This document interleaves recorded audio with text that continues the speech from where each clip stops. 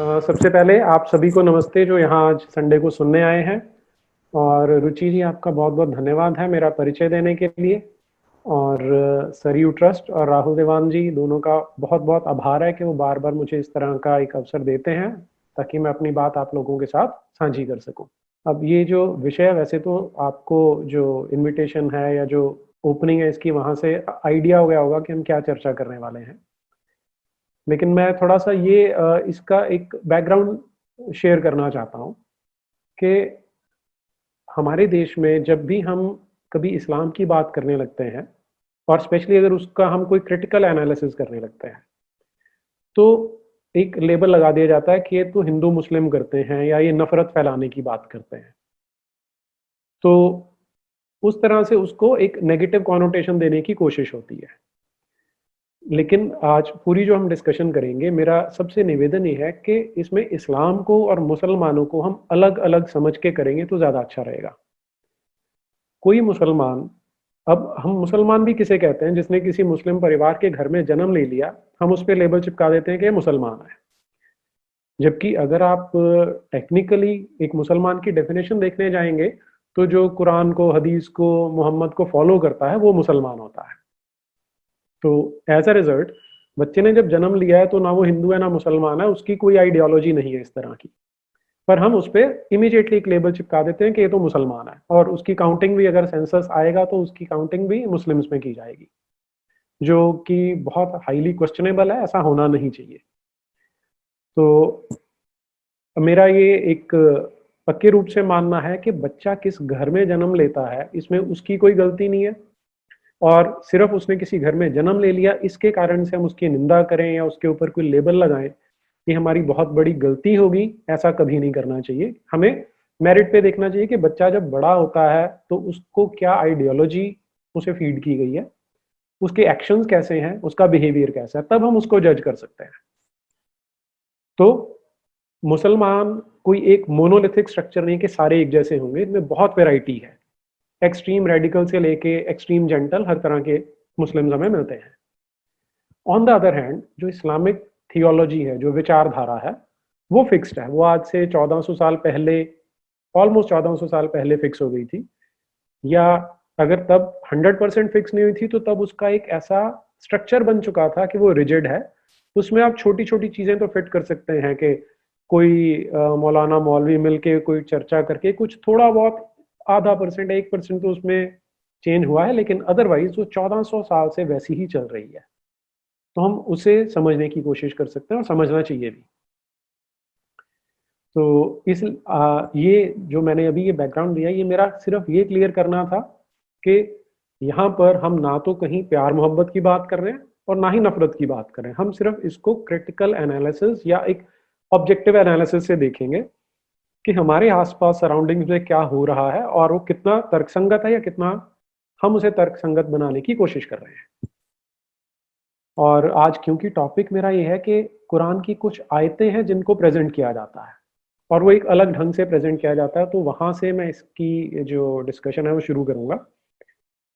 ऐसी जो मैंने अपनी डेली प्रैक्टिस में देखी है, डेली लाइफ में देखी है, ऐसी 3 आयतें मुझे देखने को मिलती हैं जिनको आधा अधूरा बता के या आउट ऑफ कॉन्टेक्स्ट बता के इस्लाम की एक अलग सी छवि पेश करने की कोशिश की जाती है। लेकिन वो लिस्ट थोड़ी सी बड़ी है, क्योंकि जब मैंने सर्च करना शुरू किया कि किन किन वर्सेस को, आयतों को यूज करते हैं, तो अल्टीमेटली मैंने 6 ऐसी आयतें हैं जो निकाली है इसके लिए। अब जो सबसे पहला क्वेश्चन माइंड में आना चाहिए, कुरान एक बहुत मोटी किताब है, 6236 आयतें हैं। और जब कोई भी इस्लाम का एपोलॉजिस्ट, जिन्हें मैं आम भाषा में इस्लाम का दुकानदार कहता हूँ, वो आम मुसलमान नहीं है, वो लोग हैं जिनकी रोजी रोटी, जिनका दाल रोटी मक्खन बटर सब इससे चलता है, वो इसको जब पेश करते हैं तो अलग ढंग से पेश करते हैं। लेकिन 6236 आयतों में से केवल 6 शॉर्टलिस्ट हो पा रही हैं, विच मीन्स 0.01%। ये अपने आप ही सबसे पहली खतरे की घंटी तो ये होनी चाहिए कि ऐसा क्यों है कि इतनी बड़ी किताब में से सिर्फ 6 आयतें निकल रही हैं। और वो भी अभी जब हम डिस्कस करेंगे तो थोड़ा उसमें भी आपको क्वेश्चन मार्क्स दिखाई देंगे। ऑन द अदर हैंड, अगर जो हम अपने देश की बात करें, आप किसी भी मंदिर के बाहर शाम को खड़े हो जाइए जब आरती हो रही होती है, तो वहाँ वो क्या बोलते हैं? विश्व का कल्याण हो, प्राणियों में सद्भावना हो। प्राणियों में, वो सिर्फ हिंदुओं की बात भी नहीं कर रहे, वो सिर्फ ह्यूमंस की बात भी नहीं कर रहे, प्राणियों की बात कर रहे हैं। तो विच मीन्स के वो ऑल इंक्लूसिव है, वहां पर कोई विचारधारा के नाम पे भेदभाव नहीं है। लेकिन अगर आप एक मस्जिद के बाहर जाके खड़े होंगे तो 5 बार आपको दिन में अजान सुनने को मिलती है, जिसमें वो क्या कह रहे हैं? ला इलाहा इल्लल्लाह मोहम्मद रसूल अल्लाह, के सिर्फ अल्लाह की वर्शिप होनी चाहिए और किसी की नहीं हो सकती। तो ये अपने आप में ही एक नेगेटिव से शुरू होता है। और ये जो निगेशनिज्म गलत शब्द है, ये जो निगेट करने वाली जो थॉट है, वो पूरी की पूरी इस्लाम में परकुलेट हो जाती है आगे। और मैं स्टार्ट करूंगा इसको, एक इंसिडेंट अभी रिसेंटली हुआ हमारे, जब टीवी पैनल डिस्कशंस होते हैं, तो मुझे लगता है कोई महीना भर पुरानी बात है, एक प्रमुख चैनल पे एक डिस्कशन हो रही थी इस्लाम के बारे में। तो एक व्यक्ति हैं अंकुर आर्य नाम के, वो वहां पर एक आयत की बात करने लगे। उनका कहना था कि इस आयत को कोट किया जाता है जो आज हमारी चर्चा में भी आएगी।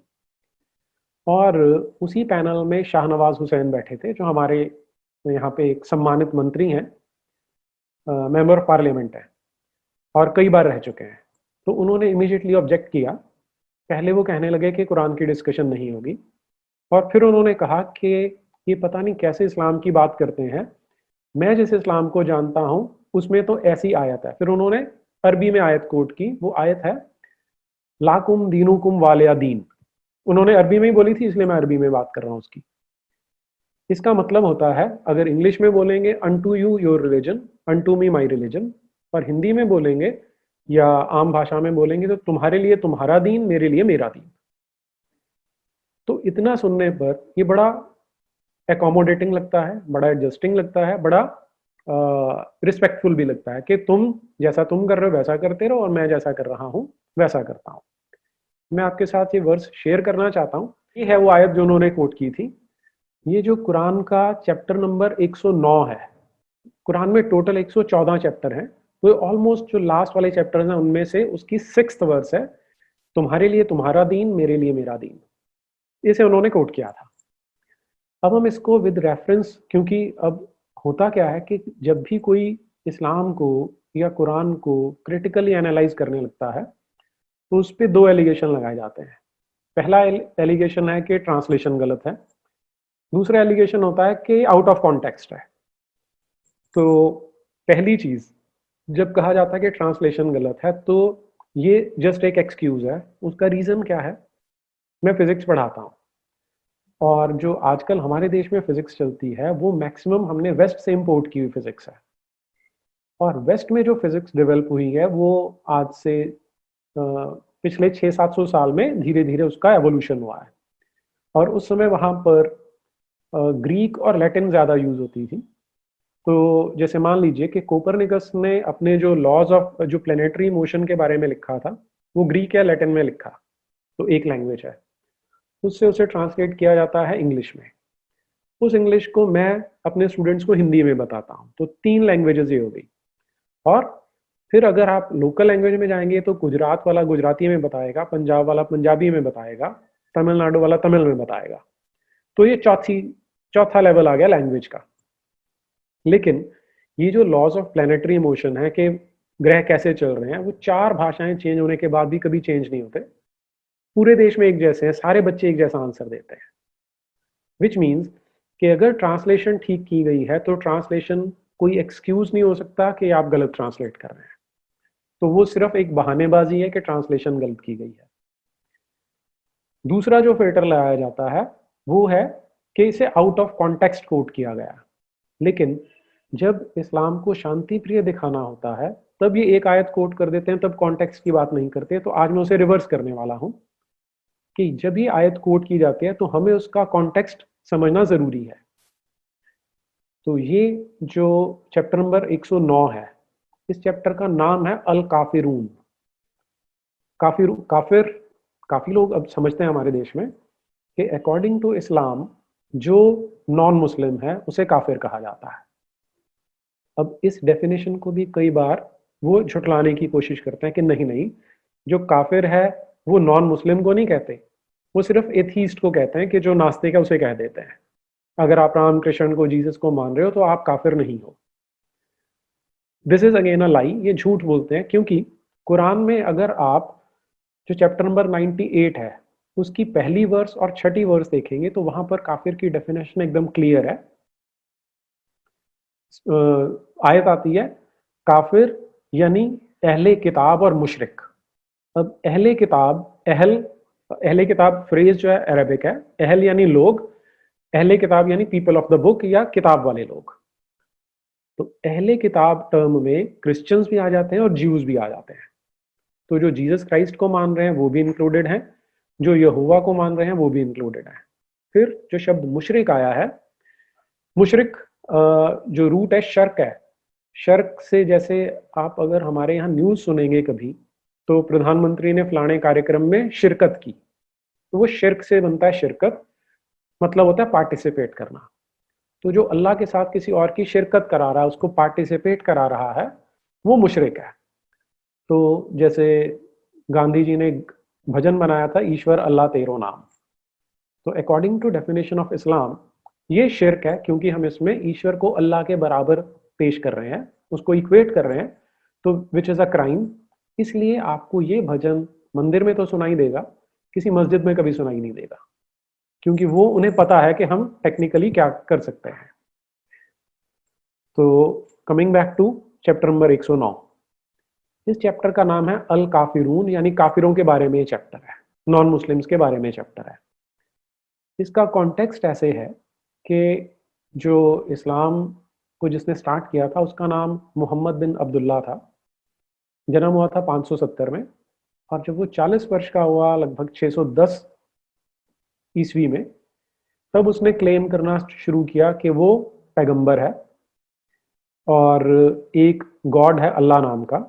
ये अल्लाह नाम वहाँ पहले भी था, अल्लाह को पहले भी जो मक्का है वहाँ पर पूजा जाता था उसे। तो लेकिन उसने इसको एक्सक्लूसिव बना दिया कि जो अल्लाह है उसने मुझे अपना पैगंबर चुना है, और आज के बाद उसके सारे मैसेजेस मेरे थ्रू आया करेंगे। आप इसको इंडियन कॉन्टेक्स्ट में बिल्कुल कंपेयर करके देखिए, क्योंकि जो आज से 1400 साल पहले मक्का का समाज था वो लगभग वैसा ही है जैसा आज हमारे देश का समाज है। तो आपको बहुत पैरेलल उसमें से देखने को मिलेंगे और सीखने को भी मिलेगा।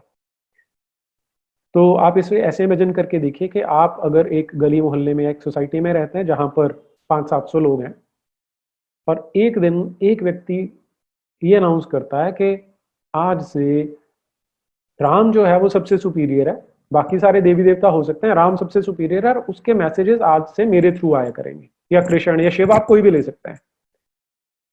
तो मैं बहुत बार लोगों से क्वेश्चन पूछता हूं कि तुम्हारा उसमें पहला रिएक्शन क्या होगा, तो बोलते हैं कि हम कहेंगे यार ये तो पागल हो गया है। कि अगर तो बच्चा है तो उसे समझाने की कोशिश करेंगे, इग्नोर करेंगे, बड़ा है तो हम सोचेंगे कि पागल है या ये अपनी दुकान खोलना चाहता है। तो जो मक्का के लोग थे उन्होंने भी वैसे ही रिएक्ट किया था। कुरान में ऐसी कई आयतें आपको मिलेंगी जहां पर कुरान में ही बताया जा रहा है कि मोहम्मद बिन अब्दुल्ला को लोग मजनू कहते थे। मजनू अरबी भाषा का शब्द है जिसका मतलब होता है दीवाना या पागल। तो एग्जैक्टली वैसा ही रिएक्शन था जैसा हमारे समाज में होगा, क्योंकि कोई एक गॉड है जिसने सिर्फ ये संसार नहीं बनाया जो हमें दिख रहा है, उसने इतना बड़ा यूनिवर्स, इतना बड़ा ब्रह्मांड बना दिया है जिसमें करोड़ों अरबों खरबों तारे हैं, और उसको अपने मैसेज देने के लिए किसी इंडिविजुअल को, किसी ह्यूमन को चुनना पड़ रहा है कि वो मैसेज भी थ्रू प्रॉक्सी देने वाला है। तो हमारे समाज में ये बड़ी एक हास्यास्पद सी बात हो सकती है कि ऐसा क्यों होगा, और बिल्कुल लॉजिकल नहीं लगेगी। यही रिएक्शन मक्का वालों का था। अब क्योंकि ये मोहम्मद बिन अब्दुल्ला एक अच्छी फैमिली से बिलोंग करता था जिनकी रिस्पेक्ट थी, तो लोगों ने इसको इग्नोर किया या पागल कहा। इस तरह का रिएक्शन लगभग 12-13 वर्ष तक वहां चलता रहा। और दूसरा जो फैक्टर इसने ऐड किया, अब एक तो है कि आपने राम के मैसेजेस मेरे थ्रू आएंगे, राम को मानना सबसे बड़ा वो है, और ये शिव जो है ये बेकार है, कृष्ण जो है वो मूर्ख है, ये मूर्तियां गंदी होती हैं, इनको फेंक दो, इनको तोड़ दो। तो आपका रिएक्शन भी ऐसा होगा कि आपको गुस्सा आएगा। तो ठीक वैसा ही मक्का वालों को भी गुस्सा आता था, लेकिन वो फिर भी इसे झेलते रहे। फिर जब उन्हें लगा कि ये आउट ऑफ कंट्रोल जा रहा है, तो मोहम्मद बिन अब्दुल्ला के माता, जो पिता थे वो तो जन्म से पहले जा चुके थे, जो माँ थी वो लगभग जब ये 6 वर्ष के थे तब मर गई। तो इस अनाथ बच्चे को इसके चाचा और दादा ने पाला था। तो दादा मर चुके थे, जब जो चाचा था उसका सम्मान करते थे मक्का वाले। तो इसके घर जाते हैं और उसे कहते हैं कि ये जो तेरा भतीजा है ये हमें बहुत तंग कर रहा है, तो हम एक कॉम्प्रोमाइज कर लेते हैं कि ये हमारे जो गॉड्स हैं, जो वहाँ देवी देवता थे, उनके बारे में भला बुरा ना कहा करे, पर हम भी नहीं बोलेंगे। तो एक एक तरह से वो एक आप बोल लीजिए कि सुलह सफाई करना चाहते थे। हमारे यहाँ भी होता है ना कि यार तुम अल्लाह को पूछ लो, हमें अपने वाले को पूछने दो। तो तब मोहम्मद बिन अब्दुल्ला ने कहा कि अब अल्लाह मियाँ का एक नया चैप्टर उतर के आया है। वो चैप्टर है 109 नंबर। तो इसे आप पढ़ के देखिए तो आपको यहाँ से क्लैरिटी आ जाएगी। ये चैप्टर है वो, कि जो अल्लाह है वो क्या बोल रहा है, ए रसूल।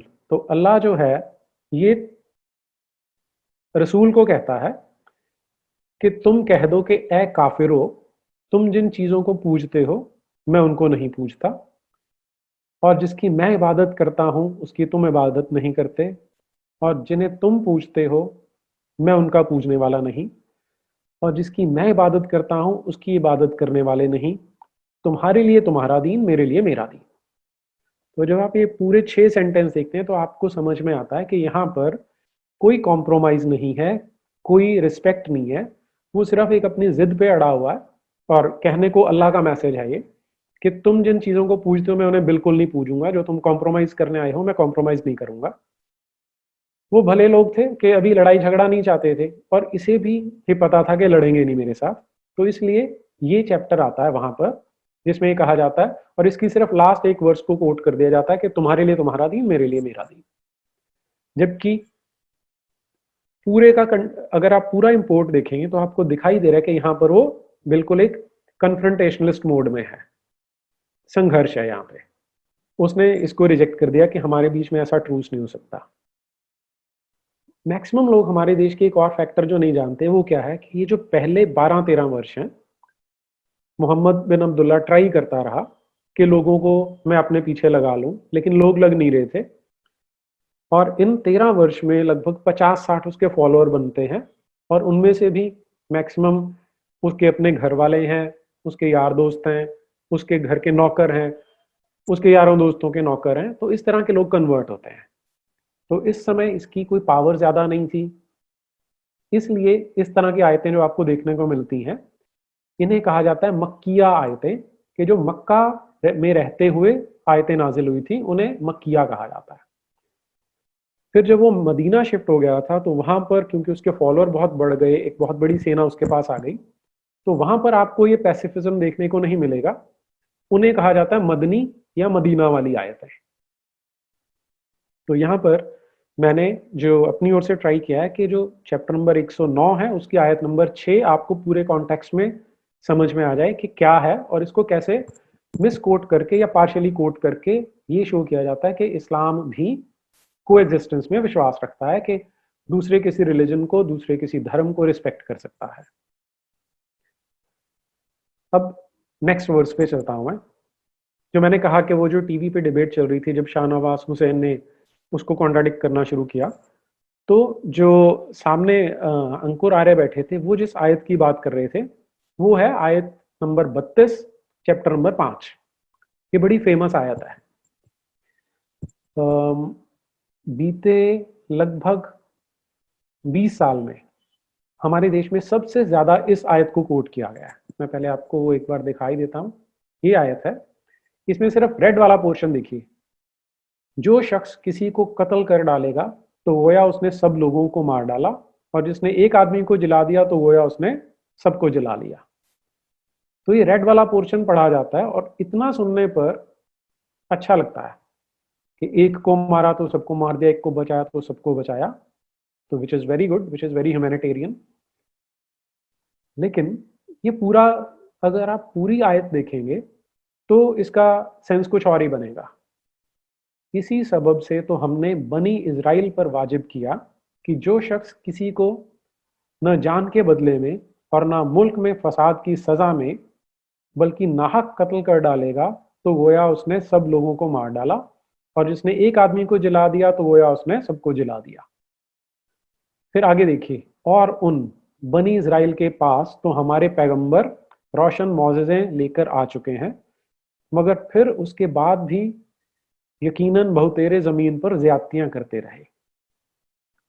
तो ये आयत पार्शली कोट की जाती है। पूरी आयत देखेंगे तो आपको इसमें भी पैसिफिज्म या कोई शांति का संदेश दिखाई नहीं देने वाला, क्योंकि बहुत सारे फैक्टर हैं इसमें। पहले तो देखिए, बनी इज़राइल को कहा। इसको मैं आयत को दोबारा एक बार फिर से एक्सप्लेन करूंगा, लेकिन अभी आप इसमें ऐसे समझिए, जो मैंने बोला कि 20 साल से इस आयत को कोट किया जा रहा है। 2001 में जो अमेरिका पे हमला हुआ था, वहाँ ट्विन टावर्स गिराए गए, तो उसके बाद ऐसा कहा जाता है कि पूरे संसार में एक एंटी इस्लाम सेंटिमेंट फैलना शुरू हो गया। 2008 में हमारे देश में वो अजमल कसाब और बाकी आतंकवादी आए थे, उन्होंने हमला किया, तो हमारे देश में भी एंटी इस्लाम सेंटिमेंट आ गया। तो ये 7-8 साल से एंटी इस्लाम सेंटिमेंट फैल रहा था। तो इसे काउंटर करने के लिए करण जौहर ने एक फिल्म बनाई जिसका हीरो था शाहरुख खान। फिल्म का नाम था माई नेम इज़ खान, और इसकी प्रमोशन इन्होंने बहुत ज़ोर शोर से की थी। और इसमें इनका यही बताना था कि हम इस्लाम का एक जो सच्चा चेहरा है वो पेश करना चाहते हैं। उस मूवी में, जिसमें इन्होंने कई 100 करोड़ खर्च किए होंगे, ये इसी एक आयत को डाला था, और वो पार्शियली डाला था। जो शख्स किसी को कत्ल कर डालेगा तो गोया उसने ये इसे डाला। तो आप देखिए कि 2011 में ये मूवी बनी है। 2001 से 2011 10 साल होते हैं। अगर 10 साल में मान लीजिए कि मुझे सनातन धर्म के बारे में एक मूवी बनानी है, बताना है कि अच्छा है, तो मैं इस तरह की सैकड़ों हजारों श्लोक बता सकता हूँ, मंत्र बता सकता हूँ, जो ऑल इंक्लूसिव है। कृण्वंतो विश्वमार्यम है, सुख भाव, कश्यदग सुख भाव भवे, सबको सुख मिले, इस तरह के भरे पड़े हैं सनातन धर्म में। लेकिन ये 10 साल की रिसर्च करते हैं उस किताब मूवी के लिए, लेकिन ये एक आयत निकाल के लाते हैं जो 2001 से बोले जा रहे हैं। फिर से आपको वही क्वेश्चन आएगा कि कुछ ना कुछ इसमें गड़बड़ है। अब यहाँ पर मैं फिर से आपके साथ कॉन्टेक्स्ट शेयर करूंगा इसका। इस आयत का कॉन्टेक्स्ट क्या है, तो इससे पीछे वाली जो 6-7 आयतें हैं वो उनसे आप समझ सकते हैं। 5:27 से लेके 5:32 तक आ सकते हैं इसमें आप। तो अगर इसके आगे आप चलें तो ये है 5:27। तुम इन लोगों से आदम के 2 बेटों हाबिल और काबिल का सच्चा कसद बयान कर दो कि जब उन दोनों ने अल्लाह की मौजिज़ सॉरी आप इसे पढ़ सकते हैं कि यहाँ पर तो उनमें से एक हाबिल की नज़र तो कबूल हो गई, काबिल की नज़र ना कबूल हुई, तो मारे हसद के हाबिल ने कहा कि ज़रूर मार डालूंगा। उसने जवाब दिया कि भाई, इसमें अल्लाह तो सिर्फ परहेजगारों की नज़र कबूल करता है। तो यहाँ पे जो कहानी चल रही है 5:27 से लेके 5:31 के बीच में, वो कहानी बाइबल में से बोरो की गई है। वहां पे उसको केन एंड एबल कहा जाता है कि 2 भाई थे, उनकी आपस में कोई लड़ाई झगड़ा हुआ, तो एक ने दूसरे को मार दिया। तो ये कहानी है इसकी। अब उस कहानी को एक्सप्लेन कैसे किया जाता है। अब आपको, अगर आप में से कोई कुरान को पढ़ने लगेगा तो एज इट इज आपको ये कुरान कभी सारी सारी की सारी समझ में नहीं आ सकती। अब आपको फिर इसकी कमेंट्री पे जाना पड़ेगा, तो मैं कमेंट्री की हेल्प से एक्सप्लेन करने की ट्राई करूंगा। मैं 2 कमेंट्रीज का रेफरेंस ले रहा हूँ। एक है इब्न कथीर की, जो आज से लगभग 600-700 साल पहले लिखी गई थी, और उसे बेस्ट कमेंट्री माना जाता है कुरान की। और दूसरी मैं शेयर करूंगा आपसे, एक किताब है जिसे मारिफुल कुरान कहा जाता है, 8 वॉल्यूम्स हैं। पाकिस्तान के एक बहुत ही मशहूर स्कॉलर हुए हैं इस्लाम के, उन्होंने लिखे हैं वो।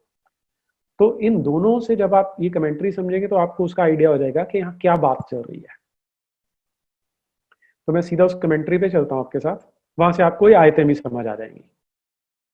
अब ये यहाँ पे जो मैं रेफरेंस ले रहा हूं ये है इब्न कथीर की जो एक्सप्लेनेशन है इसके बारे में। वो यहाँ बता रहा है कि एडम एंड ईव से, क्योंकि ये जो बिब्लिकल नैरेटिव है इसमें जो सारी की सारी ह्यूमैनिटी शुरू होती है वो एडम एंड ईव से स्टार्ट होती है।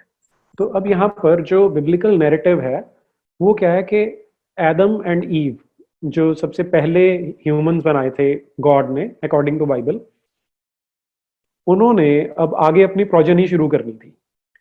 तो जो पहला उनके यहाँ संतान पैदा होनी थी वो जोड़ा था, एक लड़का था एक लड़की थी।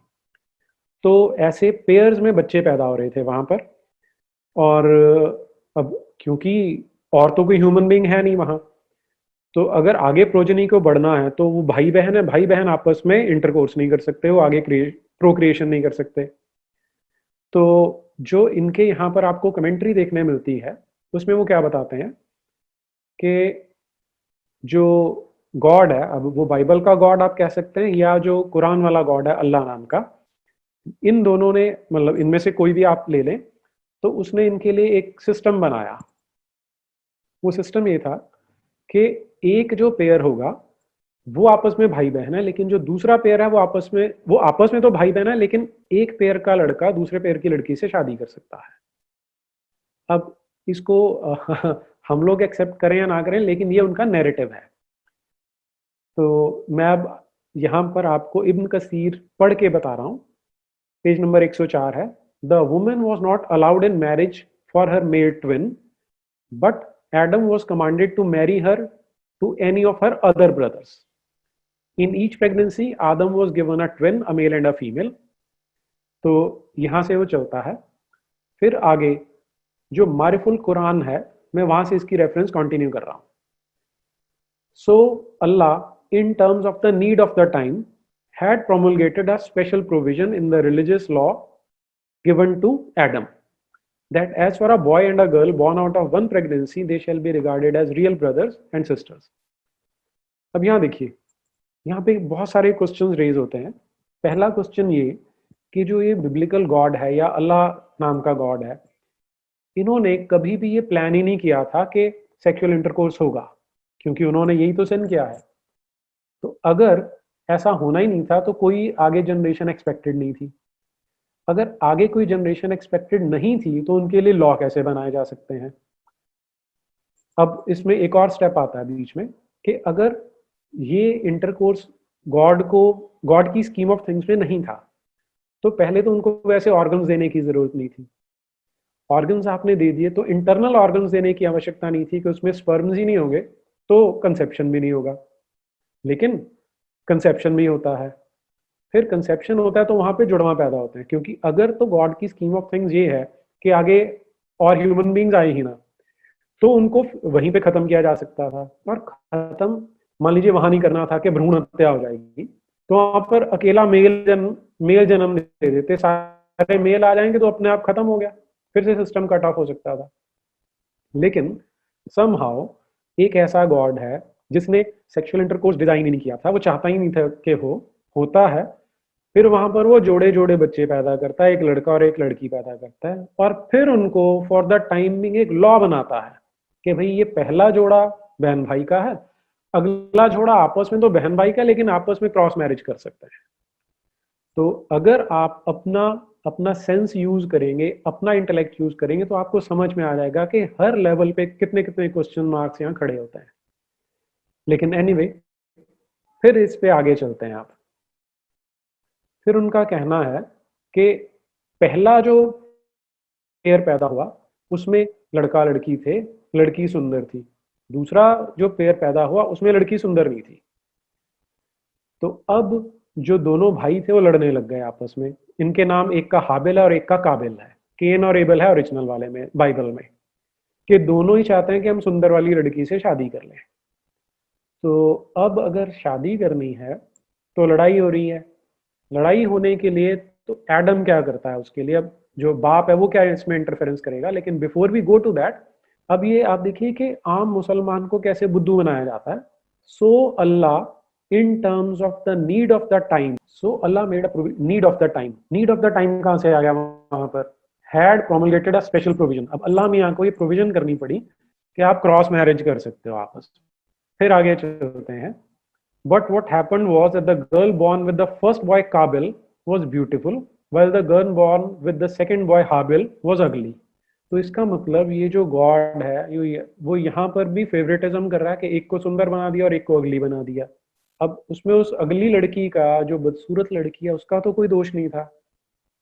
Anyway, so when came the time of marriage, the ugly girl born with Kabil fell in the lot of Habil fell in the lot of Kabil according to the rules. अभी according to the rules डाल देते हैं कि वहां पर बहुत बड़े नियम बने हुए थे। In view of the legal rule of procedure, legal rule से ऐसा लगता है कि उस समय भी वहां कोई अदालत लगती होगी। However, to remove the division between Habil and Kabil, he proposed that they should both offer their respective sacrifice for Allah. अब यहाँ पर इंटरेस्टिंग चीज क्या है कि पुराने स्क्रिप्चर्स में अल्लाह नाम का कोई गॉड आपको दिखाई नहीं देता, लेकिन जब कुरान शुरू होती है तो वहां पर अल्लाह रिट्रोस्पेक्टिव फॉर्म में पीछे चले जाते हैं और वो इनको एक सजेशन देते हैं। जो एडम है वो सजेशन देता है कि आप अल्लाह मियाँ के लिए एक भेंट दे दो, कुर्बानी दो, कुर्बानी नजर करो उनके। तो दोनों डिसाइड करते हैं कि हम कुर्बानी नजर करेंगे।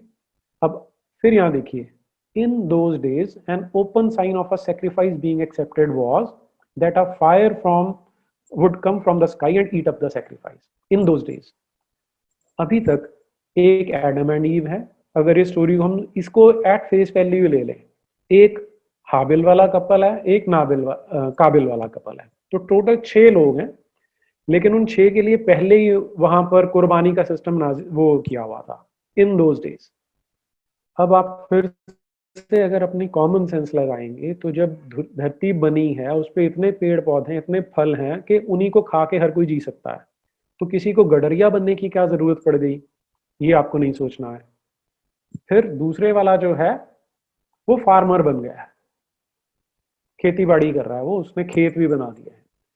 तो जो गडरिया है वो एक बकरे की कुर्बानी देता है, और जो काबिल है वो, क्योंकि वो किसान है, तो कुछ अनाज की, कुछ गेहूं की वो कुर्बानी देता है। तो जो गॉड है अल्लाह मियां नाम का, बिजली चमकती है और वो उस मेमने को या उस बकरे को तो खा जाता है या उसको एक्सेप्ट कर लेता है, लेकिन जो अनाज है उसे एक्सेप्ट नहीं करता। तो इस पर जो जिसकी वो कुर्बानी एक्सेप्ट नहीं हुई उसे गुस्सा आ जाता है। तो जो मैंने शादी तो उसी सुंदर लड़की से करनी है, तो अल्टीमेटली वो डिसाइड करता है कि उसे मार देगा। अब जब मारने का डिसीजन लिया तब क्या हो रहा है, ये रेफरेंस आपको मिलेगा इब्न कथीर में से। When he wanted to kill his brother, he started to twist his neck. So शैतान took an animal and placed its head on a rock. तो कहानी आपको थोड़ी कलरफुल लग सकती है कि वो भाई दूसरे वाले गला दबाने लगता है, तो शैतान आता है, वो एक जानवर को एक चट्टान पे रखता है, फिर दूसरे पत्थर से उसको मारना शुरू कर देता है। तो एक तरह से एक प्रैक्टिकल हैंड्स ऑन करके दिखा रहा है वो कि तू इस तरह से इसे मार सकता है। तो जो काबिल था उसने हाबिल को उसी तरह से पकड़ा और उसके सर को पत्थर से कुचल दिया। अब इन द प्रोसेस जो शैतान है वो फिर से उसके पास जाता है, उसको पूछता है कि तू इसको मारना चाहता है? वो कहता है हाँ मैं मारना चाहता हूँ। तो कहता है जैसे मैंने उस जानवर को पत्थर से मारा तू भी इसे मार दे। तो वो मार देता है। इसके बाद शैतान क्या करता है, वो हवा के पास जाता है, यानी उन लड़कों की माँ के पास जाता है और उसे बोलता है कि काबिल ने हाबिल को मार दिया है। तो अब उस टाइम तक इन्हें पता नहीं है कि मौत क्या है। तो हवा पूछती है मौत का क्या मीनिंग है, फिर वो बताता है कि अब ना तो कुछ खाएगा, ना पिएगा, ना चल फिर सकेगा, तो ये मौत है। अब इतना सुनने के बाद वो रोना शुरू कर देती है, और जब रोना शुरू करती है तो अब एडम उसके पास आता है, तो उसे पूछता है कि तू ये क्यों कर रही है, क्यों रो रही है। तो 2 बार पूछता है, वो नहीं बताती। फिर उसके बाद फिर वो उसको अभिशाप देता है कि तूने मुझे 2 बार पूछने पे नहीं बताया, इसलिए तू और जो ये महिलाओं के लिए है कि तुम रोया करेगी, जबकि मैं और मेरे जो लड़के होंगे वो ये रोने की प्रैक्टिस से बचे रहेंगे। तो ये है जो इनका कॉन्टेक्स्ट है। जो आयतों का कॉन्टेक्स्ट है। इसके बाद फिर एक आयत और आती है कि फिर अब जो गॉड है या अल्लाह है वो एक कौवे को भेजता है। वो कौवे के पास एक दूसरे कौवे की लाश है, तो जमीन खोदता है और उस जो मरा हुआ कौवा है उसकी लाश को दफना देता है। तो जो हाबिल है वो उससे सीखता है कि कैसे दबाते हैं, फिर वो उसको दफन कर देता है। ये सारे का सारा इतना नैरेटिव, इसमें जो तो फिजिकल नैरेटिव है कि एक ने दूसरे को मारा, उसको दफन कर दिया, ये तो बाइबल से लिया है।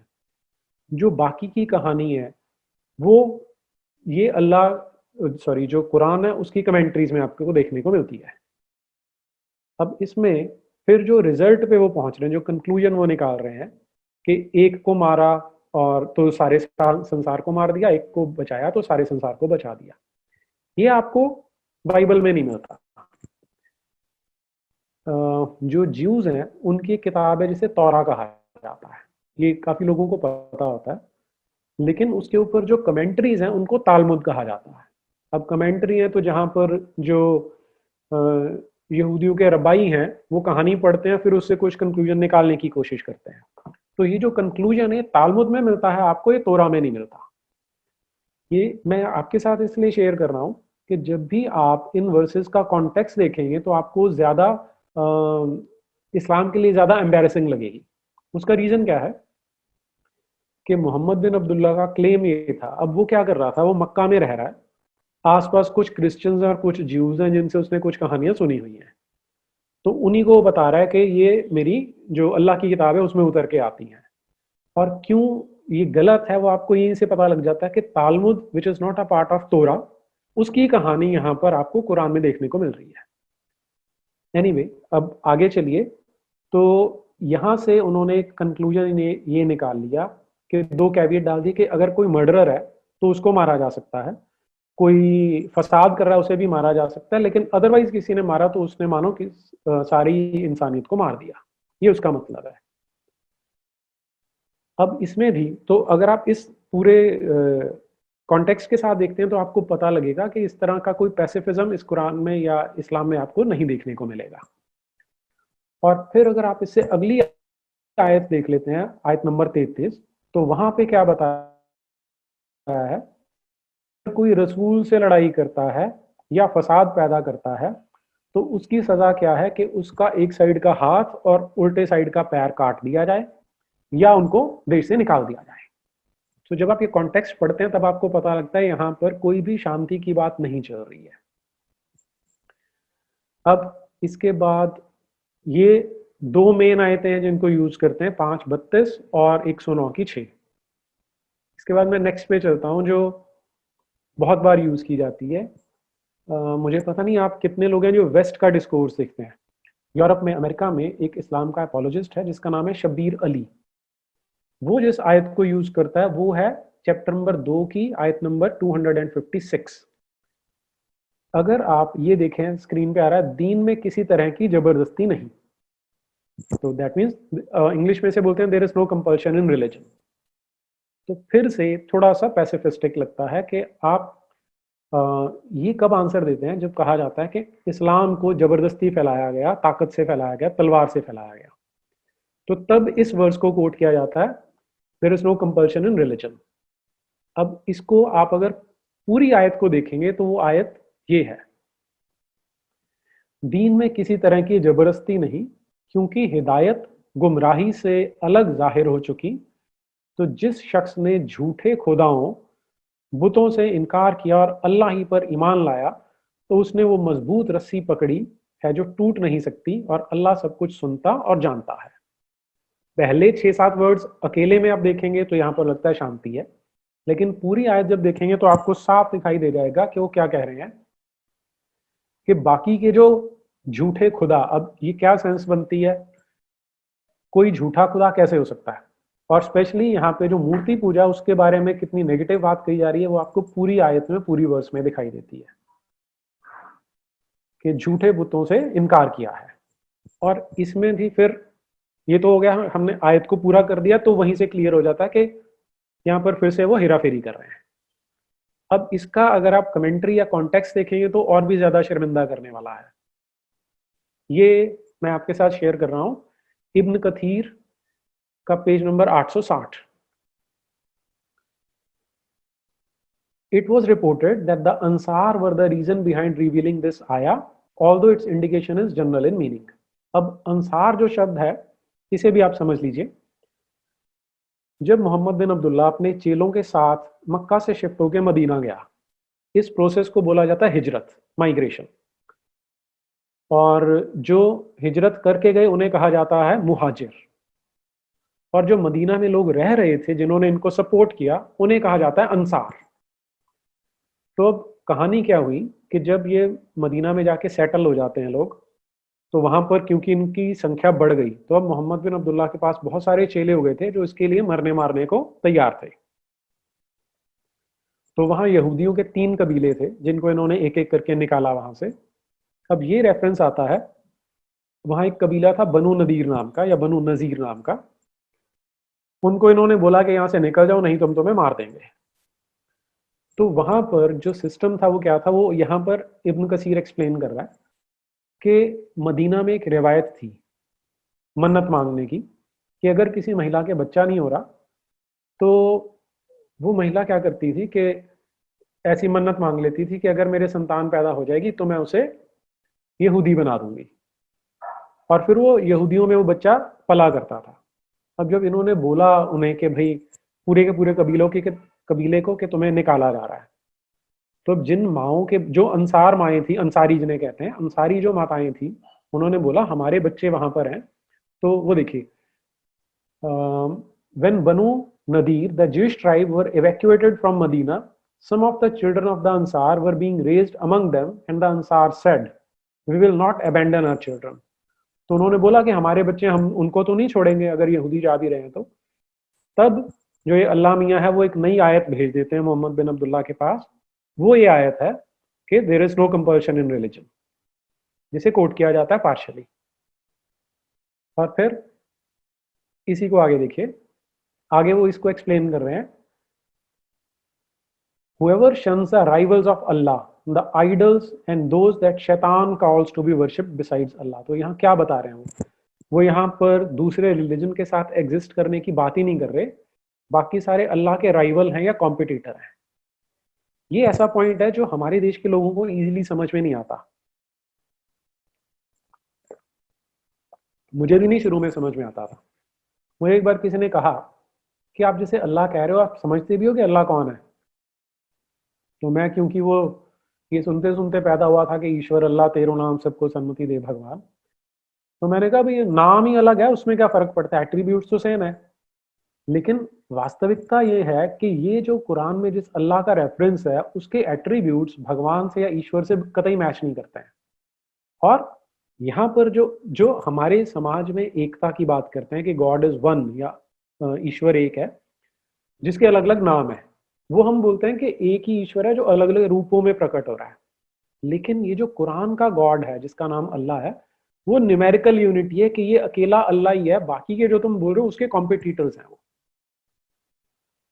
ये बहुत इंपॉर्टेंट चीज है, क्लियर होना। पता नहीं मैं कितना आपसे ये चीज कह पा रहा हूं, लेकिन प्लीज इस पे ज्यादा फोकस रखिएगा। तो anyway, whoever shuns the rivals of Allah, the idols, और जो मूर्तियां हैं वो अल्लाह की कॉम्पिटिटर हैं, वो अल्लाह की राइवल हैं। एंड दोज दैट द शैतान कॉल्स टू बी वर्शिप्ड, कि जो उनकी पूजा करते हैं वो शैतान है। ये है उस आयत का एक्चुअल मीनिंग जिसे बोला जा रहा है there is no compulsion in religion. यहाँ पर उसको बड़े डिटेल में एक्सप्लेन किया इन्होंने, जो तफसीर है कि जो अल्लाह है वो बिल्कुल अलग है और जो बाकी मूर्ति पूजा कर रहे हैं वो कॉम्पिटिटर्स हैं और उनको शैतान ये काम करवा रहा है। और इसकी अगली आयत अगर देखते हैं तो उससे आपको और ज्यादा क्लैरिटी आ जाती है। अल्लाह उन लोगों को सरपरस्त है, अल्लाह उन लोगों का सरपरस्त है जो ईमान ला चुके हैं। ईमान यानी इस्लाम होता है, ऑनेस्टी नहीं होता, कि उन्हें गुमराही की तारीकियों से निकालकर हिदायत की रोशनी में लाता है। और जिन लोगों ने कुफ्र इख्तियार किया उनके सरपरस्त शैतान हैं कि उनको ईमान की रोशनी से निकालकर कुफ्र की तारीकियों में डाल देते हैं। यही लोग तो जहन्नुमी हैं और यही उसमें हमेशा रहेंगे। तो जिस आयत को नो कंपल्शन इन रिलीजन बताया जा रहा है, उसकी अगली आयत आप देख लेंगे तो क्लियर बता रहे हैं कि जितने भी नॉन मुस्लिम्स हैं वो सारे के सारे जहन्नुम में जाने वाले हैं। तो ये 3, अभी तक जो मैंने आपसे 3 आयतें शेयर की, सबसे ज्यादा यूज की जाती हैं एक गलत पिक्चर प्रेजेंट करने के लिए। ये जो नेक्स्ट आयत में शेयर करूं ये उतनी वाइडली यूज नहीं की जाती, लेकिन यूज इसे भी किया जाता है। आप एक बार इसको पढ़ के देखें। ए ईमान लाने वालों, यानी ए मुसलमानों, तुम सब इस्लाम में दाखिल हो जाओ और शैतान के पद चिन्ह पर ना चलो, वह तो तुम्हारा खुला हुआ शत्रु है। ए ईमान लाने वालों, तुम सब इस्लाम में दाखिल हो जाओ और शैतान के पद चिन्हों पर ना चलना, तुम्हारा खुला हुआ शत्रु है। अब आप में से किसी को भी इसमें कोई शांति का संदेश नहीं दिखाई दे रहा होगा, क्योंकि क्लियरली इस्लाम की फेवर कर रहे हैं और बाकियों को शैतान बोल रहे हैं। लेकिन इसमें इन्होंने एक ट्विस्ट डाला है, वो ट्विस्ट मैं आपके साथ शेयर करता हूं। इसमें आप मिडल में देखिए, O you who believe enter absolutely into peace, bracket में इस्लाम लिख दिया। अगर आप सिर्फ ये सेंटेंस देखेंगे तो लगेगा कि कुरान कितनी अच्छी बात करती है, एंटर एब्सोल्युटली इनटू पीस। अब यहाँ उन्होंने जो गेम खेली है वो क्या है कि पीस के आगे ब्रैकेट में इस्लाम लिख दिया है। जो ओरिजिनल अरबिक है उसमें जो शब्द है वो सिल्म है, SILM, सिल्म आता है। अब रूट तो इस्लाम वाला है, SLM, स्लम जो रूट है उससे निकलता है ये। लेकिन इस्लाम, अब यहाँ पे इन्होंने गेम क्या खेली कि इस्लाम को पीस लिख दिया, जबकि इस्लाम का मतलब पीस बिल्कुल नहीं होता। इस्लाम का मतलब होता है सबमिशन। लेकिन इन्होंने यहाँ स्मार्टली क्या किया, इस्लाम को पीस बना के, जो आयत मैंने आपको अभी दिखाई थी कि इस्लाम में दाखिल हो जाओ, उसको पीस में दाखिल हो जाओ बता देते हैं। तो इस तरह की स्मार्टनेस ये लोग बहुत जगह प्रेजेंट करते हैं।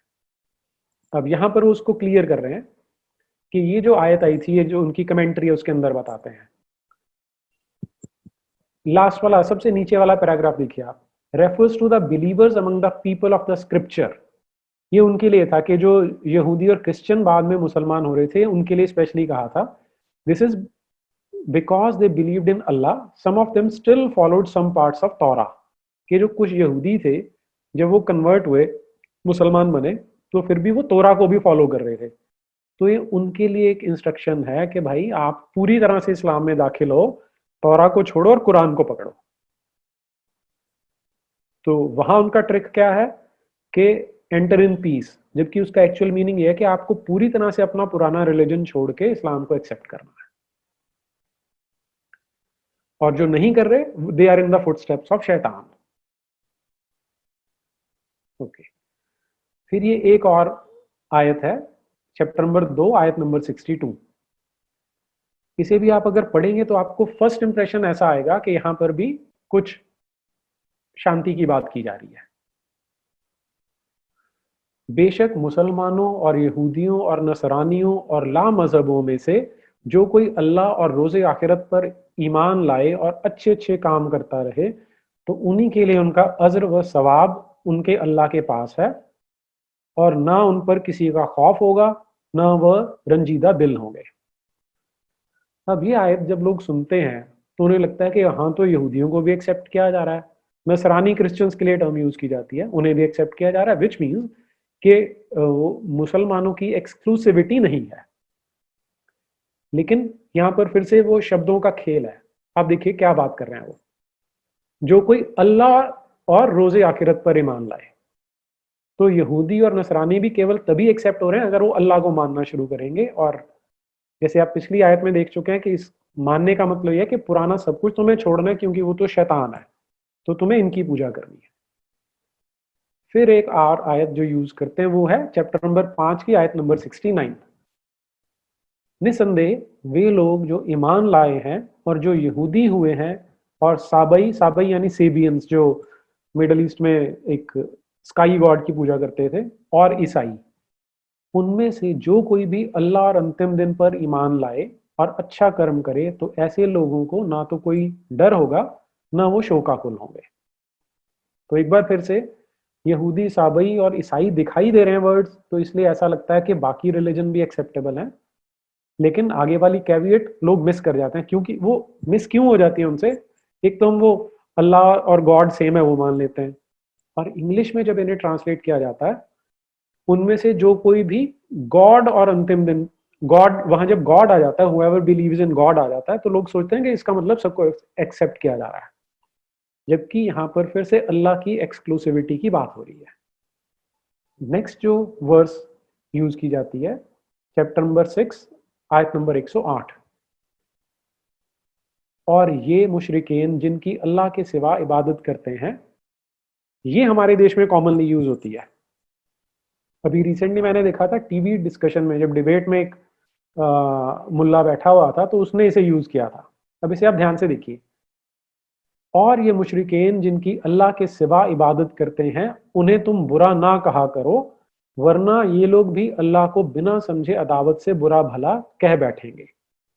अब इतनी को कैसे कोट करते हैं वो मैं बताता हूं आपको। टीवी डिबेट में बैठ के बोलता है कि तुम औरों के माबूदों को बुरा ना कहो, क्योंकि वो भी फिर अल्लाह को बुरा कहेंगे। ये कब कोट किया जाता है? जब कोई बोलता है कि इस्लाम में तो सिर्फ अल्लाह को मानना है, बाकियों को नहीं मानना, तब वो इसे कोट करते हैं कि भाई हमारे तो अल्लाह मियाँ ने कुरान में ही बोल दिया कि तुमने बाकियों को बुरा भला नहीं कहना। लेकिन आप इसमें जो फिर से जो ट्रिक है उसे समझने की कोशिश करें।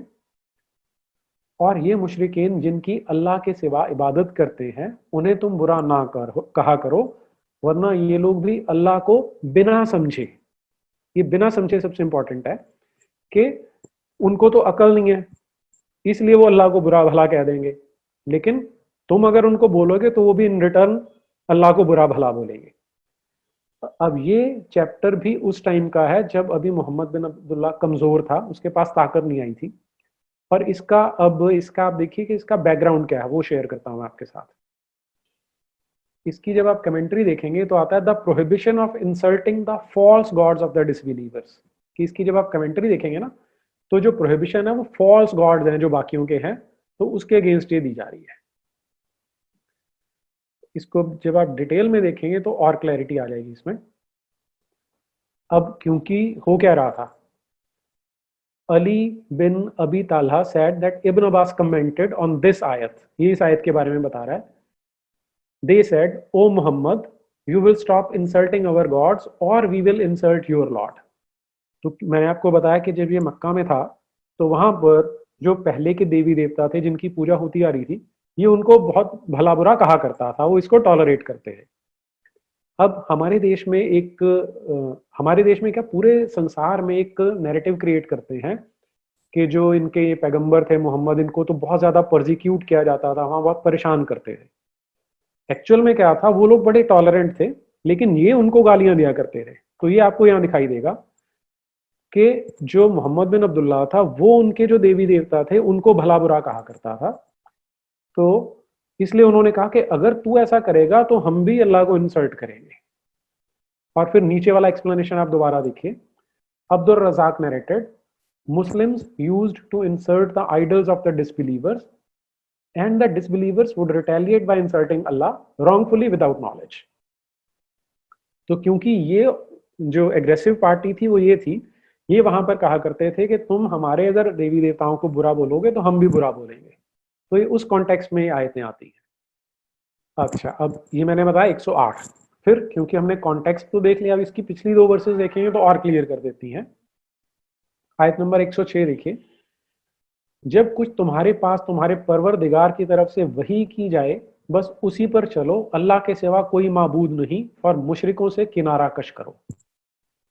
अब यहाँ दो तीन शब्द जो आपको समझ नहीं आए होंगे, एक तो वही है, अरबिक लैंग्वेज में रेवलेशन होती है वही। तो इनका कहना था कि ये जो गॉड है अल्लाह मियाँ नाम का, उसकी जो आयतें उतरती हैं उसे वही कहा जाता है। कि तुम्हारे पास जो आयतें आ रही हैं अल्लाह की, उन्हीं पर चलो और केवल अल्लाह की पूजा करो, और जो मुशरिक हैं, जो मूर्ति पूजा करने वाले, इनसे किनारा कर लो, इनसे दूर हो जाओ। तो और इसे अगली आयत देखिए। और अगर अल्लाह चाहता तो ये लोग शिर्क ही ना करते, और हमने तुमको उन लोगों का निगहबान तो बनाया नहीं है, और ना तुम उनके जिम्मेदार हो। कि ये जो शिर्क कर रहे हैं, ये जो अल्लाह के साथ पार्टनरशिप एसोसिएट कर रहे हैं, वो इनकी गलती है, इसमें तुम्हारी कोई रिस्पॉन्सिबिलिटी नहीं, हमने तुम्हें कोई जिम्मेवार नहीं बनाया है इसके लिए। तो ये थी 6 मेजर वर्सेस जो यूज की जाती हैं इस्लाम के अपोलोजिस्ट्स के द्वारा, ये शो करने के लिए कि Islam is also a religion of peace, जो टॉलरेंस की बात करता है। यहाँ पर मैं अपनी बात अब बंद कर रहा हूं, अगर क्वेश्चन है तो अब हम ले सकते हैं। Yes. Sir, my question is that why it is so easy to radicalize educated Muslim when we talk about terrorists. So most of the terrorists like Osama bin Laden, Baghdadi, they are well educated. So I think uneducated Muslims are still better than educated Muslim. Why it is so?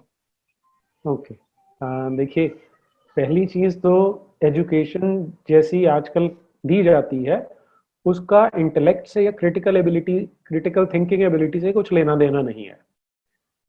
हमें जो आप हमारा education system देखिए ना, teacher class में आता है, lecture deliver करता है, रेडीमेड मटेरियल है, आपने उसी को सुनना और उसी में से आंसर देना है। कहीं पर भी आपको अपनी बुद्धि लगाने के लिए नहीं कहा जा रहा, आपने सिर्फ उसको रट के बता देना है। तो जब आप ये बोलते हैं एजुकेटेड और अनएजुकेटेड, आपने बिल्कुल सही बोला। एक लोगों में गलत फहमी है कि अगर आप इनको एजुकेट कर देंगे तो सुधर जाएंगे। वो असल में क्या है कि बहुत सारे अच्छे मुसलमान हैं और उनका पढ़ाई से, एजुकेशन जो फॉर्मल एजुकेशन उससे कोई लेना देना नहीं है। जिस दिन आपकी क्रिटिकल थिंकिंग एबिलिटी, क्वेश्चन पूछने की क्षमता बढ़ गई ना, तो उस दिन से आप देखेंगे कि जो वो नाम के मुसलमान होंगे लेकिन वो आतंकवादी नहीं बनेंगे। और जहां तक रेडिकल करने की बात है, आप इसे ऐसे सोचिए कि बचपन से जो बच्चा बड़ा हो रहा है उसे कैसे ब्रेन वॉश किया जाता है। हमारे नबी उनके नाम पे झूठी वो हदीसें घड़ी जाती हैं कि वो तो इतने दयावान थे कि जो लेडी उन पे रोज कचरा फेंकती थी उसकी भी वो हालत पूछने चले जाते थे। तो ऐसा सुनते सुनते जब वो बच्चा बड़ा होता है, उसे समझाया गया कि इस्लाम से अच्छा कुछ भी नहीं है, तो उसे जब आप ऐसी सच्चाई बताएंगे तो उसको शॉक लगेगा।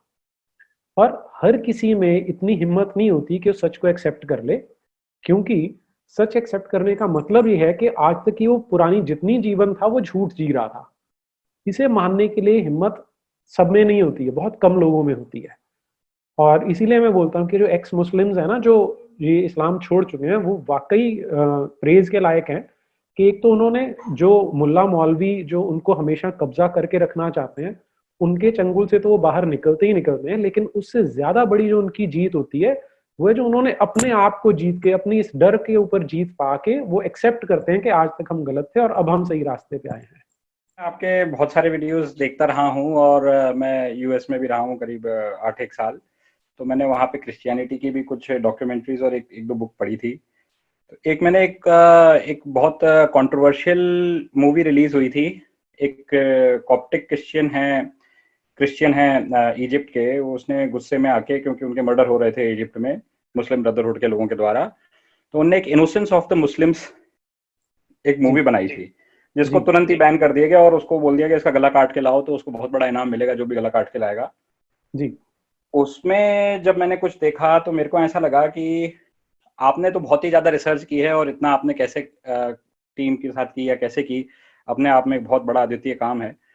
तो लेकिन उसमें एक बात जो मेरे को समझ में आई कि आपकी जितनी भी रिसर्च है वो आपने उसको ऑथेंटिक बनाने के उस आइडिया से आपने ज्यादा से ज्यादा मुस्लिम सोर्सेस कुरान और हदीस और इनसे ही किया है।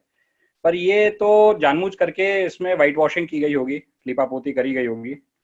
कोई और इंडिपेंडेंट सोर्सेज हैं क्या? जैसे कि एक इनोसेंस ऑफ द मुस्लिम्स आप देखेंगे तो देखेंगे कि उनने तो सब कोई एक उनके अंकल थे उनसे चुरा ली और मारकाट मचाई और ये सब किया। उसमें कई सारे ऐसे बड़े सैटिरिकल और पैरोडी बनाई गई मोहम्मद के ऊपर। कोई ऐसे सोर्सेस हैं क्या जो एक्चुअल हिस्ट्री बताएं, जो इनके ऑपोजिट भी बताएं? ठीक है, मैं समझ गया आपका क्वेश्चन।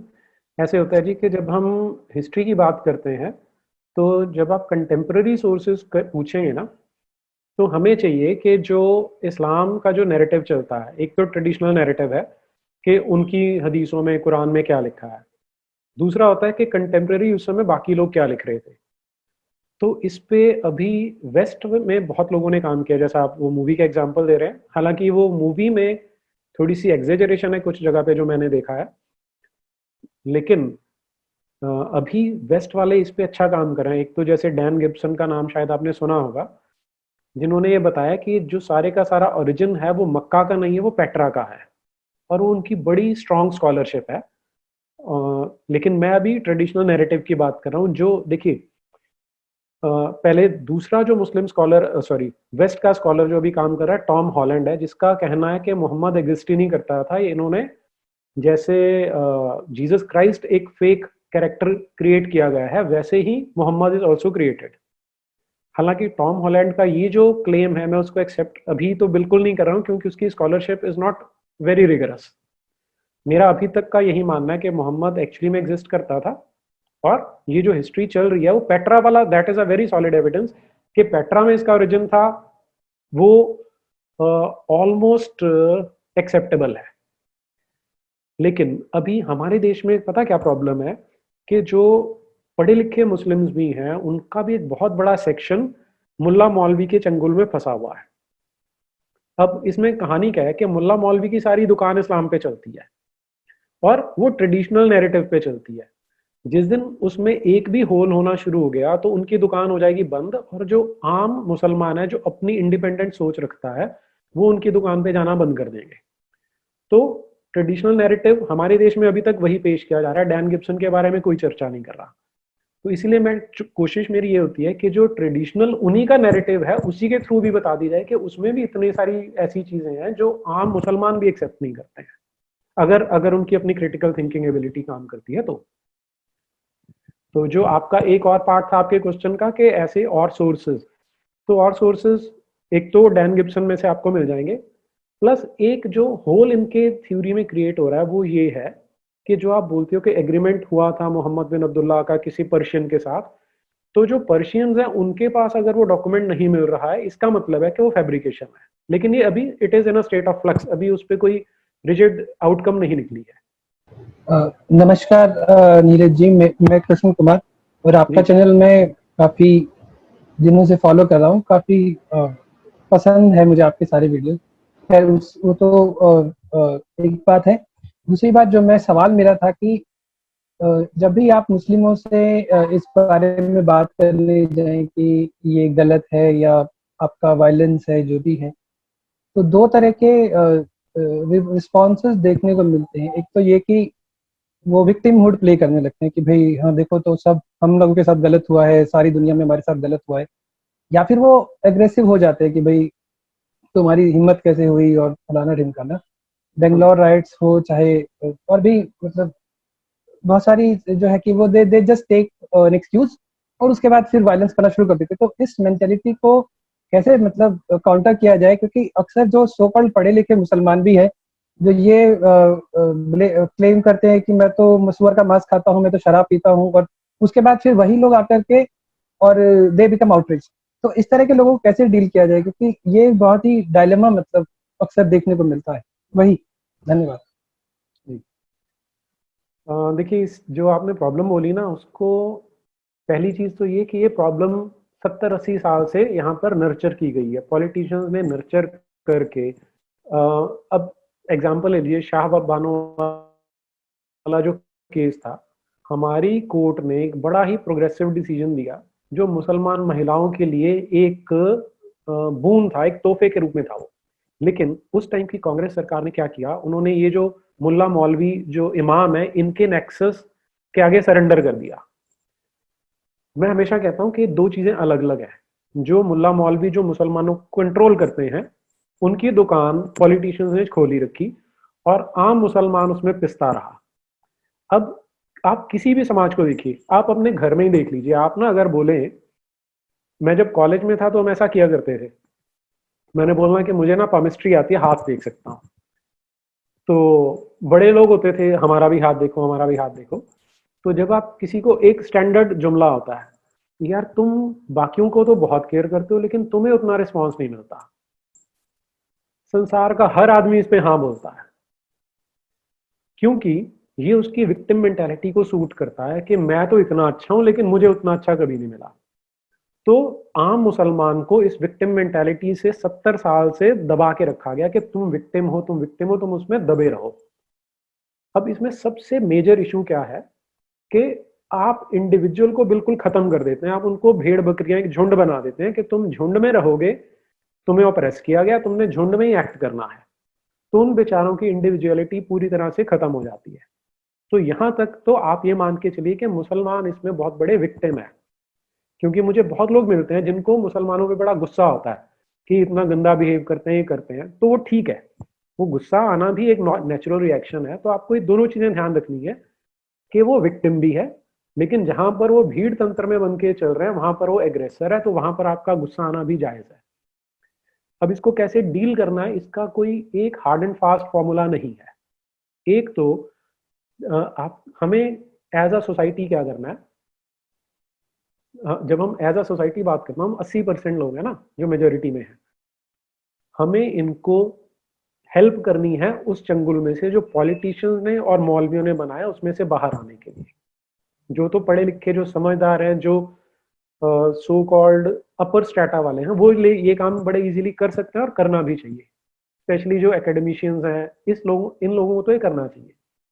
दूसरा, जहां पर लॉलेसनेस है तो उसके लिए एक तो आपको अपने आप सशक्त होने की जरूरत पड़ेगी, क्योंकि वो एक लॉ एंड ऑर्डर प्रॉब्लम है, तो पुलिस उस पर काम करे, हमें उस पर प्रेशराइज करना चाहिए और फिर हमें अपने आप को भी उसके लिए ऑर्गेनाइज करना चाहिए। Sir, one more question, that why are politicians always try to appease a particular community despite knowing that there is something wrong with them? Nobody is willing to question them in a straightforward way. So why there is such thing in our society? Even our Prime Minister Nehruji was same, and then for the last 70 years same thing is going on, that they are trying to appease a particular community and everyone knows that there is something wrong, but still they are not questioning. Arjun जी, आपका जो question है ना कि politicians क्यों इन्हें appease करते रहे हैं, इसको फिर से आपको ना दो तरीके से देखना है। पॉलिटिशियंस ने आम मुसलमान को ना तो अपीज किया ना ही उनका भला किया। आप देखिए ना, 70 साल में जो सबसे पिछड़ी हुई कौम है वो मुसलमान है। उसका रीजन क्या है? पॉलिटिशियन हमारे देश के अनफॉर्चुनेटली मैक्सिमम बड़े घटिया रहे हैं, हमें ये एडमिट करके चलना पड़ेगा। अब पॉलिटिशियन अगर, और स्पेशली घटिया पॉलिटिशियन को चाहिए क्या? उसको वोट चाहिए, है ना। अगर आम मुसलमान अपनी सोच लगाएगा, वो अपना भला सोचेगा, अपने घर का भला सोचेगा, तो वो मुल्ला मौलवी के चक्कर में फंसने की बजाय इंडिविजुअल की तरह वोट डालेगा। अब ये पॉलिटिशियन को सूट नहीं करता। पॉलिटिशियन को ग्रुप चाहिए, झुंड चाहिए, झुंड में वोट चाहिए, तो वो मौलवी को पटाता है। मौलवी की दुकान इसी से चलती है कि उसको महिलाओं के हलाला करने को भी मिलते हैं, इनसे दक्षिणा भी मिलती है, पॉलिटिशियन से भी पैसे मिलते हैं। तो जो मुल्ला मौलवी है वो आम मुसलमान को झुंड में बना के उनको कंट्रोल करके रखता है, और ये मौलवी जो है वो पॉलिटिशियन के साथ मिल जाता है। तो अपीजमेंट वो सिर्फ मौलवी सेक्शन की हुई है, आम मुसलमान की नहीं हुई है। इसका हर्जाना कौन भुगत रहा है? पूरा देश भुगत रहा है उसका जो हर्जाना है, क्योंकि उन्होंने बोला तुम अपने बच्चे बढ़ाते जाओ क्योंकि ये कौम की जरूरत है। अब उनके लिए तो अच्छा, उनका प्रोडक्ट जितने ज्यादा लोग लेने वाले होंगे उतने अच्छे हैं उनके लिए, लेकिन आम जो मुसलमान है उसका तो उन्होंने कभी भला किया नहीं, ना हिंदू का भला किया। लेकिन अब आप इसको अब दूसरे एंगल से सोच के देखिए कि वहां पर उन्होंने एक कलेक्टिव मैकेनिज्म बना लिया कि इनको भेड़ बकरियों की तरह हाँक के लेके जाना है। जो दूसरा बड़ा सेक्शन है, हिंदुओं का सेक्शन है, उनको वो हाँक नहीं पाए, उनको उन्होंने काट दिया कि हम यादवों को ले जाएंगे, हम गुजरों को ले जाएंगे। तो ये हमारी ओर की कमी रह गई। नमस्कार नीरज अत्री जी। नमस्ते। मेरा प्रश्न ये है कि फॉरेन में कुछ लोगों ने, कुछ विद्वानों ने कुरान और हदीस को ट्रांसलेट किया है, जैसे रॉबर्ट स्पेंसर हुए या बिल वार्नर हुए, तो उनका ट्रांसलेशन कितना सही है और कितना ऑथेंटिक है, मैं ये जानना चाहता हूँ। उनका ट्रांसलेशन एकदम 100% ठीक है जी। सिर्फ उसमें क्या है कि कहीं कहीं जब इंटरप्रिटेशन आती है तो इंटरप्रिटेशन में थोड़ा सा स्कोप होता है इधर उधर जाने का, लेकिन अदरवाइज दोनों अच्छे स्कॉलर्स हैं और मैंने उनका जितना लिटरेचर पढ़ा है वो तो अच्छा है। जी नमस्ते नीरज जी। ये वाला जो वाक्या है अपना, जो बोलते हैं कि मोहम्मद के ऊपर कूड़ा गिराया था उस लेडी ने, वो वाला थोड़ा सा आप बता पाएंगे प्लीज? और इसके बाद एक कमेंट है छोटा। ओके। ये हमारे यहाँ वाले सब कॉन्टिनेंट में इसको फैलाया गया है कि जो मोहम्मद बिन अब्दुल्ला अपने घर से निकलते थे तो उनके पड़ोस में एक महिला रहती थी। कुछ जगह पे उसे यहूदी महिला बोला जाता है, कुछ जगह पे सिर्फ महिला बोला जाता है, कि वो इनसे इतनी चिढ़ती थी कि रोज जब ये गुजर रहे होते थे तो अपनी बालकनी से इनके सर पे कचरा फेंक देती थी। तो वो झाड़ के आगे चले जाते थे। फिर एक दिन क्या हुआ कि वो लेडी ने कचरा फेंका नहीं, तो दूसरे दिन गए तो भी नहीं फेंका, तो तीसरे दिन जब नहीं फेंका तो उसके घर ही चले गए ये उसका हालचाल पूछने के, बहन तुम ठीक ठाक तो हो कि तुमने कचरा फेंका नहीं है। तो ये हदीस सुनते सुनते हमारे देश की 8 जनरेशन्स निकल चुकी हैं। तो मैंने भी पहले इसको सर्च करने की शुरू की, लेकिन ये ऐसी कोई हदीस मुझे मिली नहीं। फिर एक पाकिस्तानी व्यक्ति हैं सरमद अहमद, आजकल यूरोप में रह रहे हैं, उन्होंने असाइलम लिया वहाँ।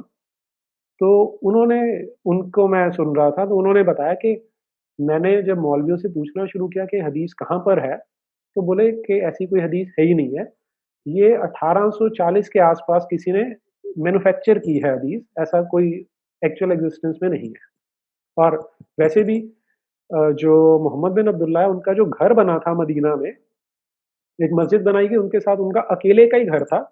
इनफैक्ट घर भी नहीं था, वो एक रो बनाई गई जिसमें उनकी पत्नियां रहती थी और उनके साथ वो रहा करते थे, तो पड़ोस में कोई महिला होने का सवाल ही नहीं पैदा होता। दो चीजें थी, एक हमारे बीच में कुछ मुस्लिम्स हैं, यहाँ पर नाम में दिख रहा है सिराज अहमद, अगर कुछ कमेंट करना चाहें तो अच्छा रहेगा, अगर एंगेज करेंगे तो हाँ तो it will be nice to hear him. क्या चाह रहे हैं? खुद को मैं खुद एक काफिर की श्रेणी में रखता हूँ, और इसकी वजह से पहले तो नहीं, आजकल मुझे कई तरह का सामाजिक बहिष्कार भी झेलना पड़ रहा है, और इसके लिए मैं तैयार भी हूँ सर। और वर्तमान में मैं एक अध्यापक हूँ दिल्ली के सरकारी स्कूल में, और सामाजिक अध्ययन विषय का शिक्षण मैं करता हूँ, और काफी अच्छी जानकारी दी, और इसी वजह से मैं समूह से जुड़ा हुआ भी था। मुझे लगता है मैं इकलौता इस समुदाय से जुड़ा हुआ व्यक्ति हूँ, मैं भी चेक कर रहा था। मुझे और कोई काम मुझे कुछ कहना नहीं है सर, और थोड़ा सा मेरा इधर उधर हो रहा था। मेरा फ्रेंड एग्जाम देने आया हुआ था यहाँ पे, आज यूपीएससी का एग्जाम है, तो उसी के साथ आया हुआ था, तो मेरे समय का सदुपयोग भी हो गया और कई अच्छी जानकारियां भी मिली। बहुत धन्यवाद सर। आप इसमें फेस जो करते हैं प्रॉब्लम्स, वो अगर शेयर करना चाहें कोई तो अच्छा रहेगा। बड़ा इश्यू सर शादी का आ रहा है, क्योंकि मैं कोर्ट मैरिज चाहता हूँ, और कोई तैयार नहीं हो रहा है इसके लिए, चाहे वो पढ़े लिखे मुस्लिम हो या कम पढ़े हों। बात जब वो करते हैं तो बड़ी सहजता से बहुत सारी ये बड़े खुश होते हैं कि मैं एक स्थायी पेशे में हूँ, और ठीक ठाक व्यवस्था कर लेता हूँ अपने जीने खाने की। लेकिन जब मैं उनसे ये शर्त रखता हूँ कि मैं कोर्ट मैरिज चाहता हूँ निकाह की जगह, तो वो इस पे भड़क जाते हैं। कई बार तो भड़क जाते हैं, कई बार जो है कहते हैं कि हम बाद में बताएंगे आपको, इस बारे में सोचेंगे और बताएंगे। और सोचना बताना उत्तर तो मुझे पता ही होता है, तो ऐसा ही चल रहा है सर। अच्छा, पर एक चीज बताइए, आप क्यों इंसिस्ट कर रहे हैं कि कोर्ट मैरिज ही करनी है? मुझे एक्चुअली सर मैं किसी धर्म में विश्वास नहीं करता हूँ, उसका अभ्यास भी नहीं करता हूँ, तो मैं एक संवैधानिक तरीके से चाहता हूँ कि विवाह मेरा हो। ठीक है, मतलब ये ट्रू सेक्युलरिज्म ये है। Yes sir. वसीम बरेलवी का शेर है सर एक, कि अपने नाम से जो जाहिर है उसे छुपाऊं कैसे, किसी की मर्जी के मुताबिक नजर आऊं कैसे। तो इसमें क्या है कि मेरा नाम तो है मुस्लिम तो जो बाकी धर्मों के लोग हैं वो भी मुझे नकार देते हैं इस संबंध में मेरे नाम की वजह से, और तो मैं झेल ही रहा हूँ। बाकी लोग भी इतने लिबरल नहीं है सर कि मुझे स्वीकार कर सके इस संबंध में, मैं ये कहना चाहता हूँ। हाँ, बिल्कुल ठीक बात है आपकी, ये कमी दोनों तरफ होती है। वैसे मैं सर किसी तरफ नहीं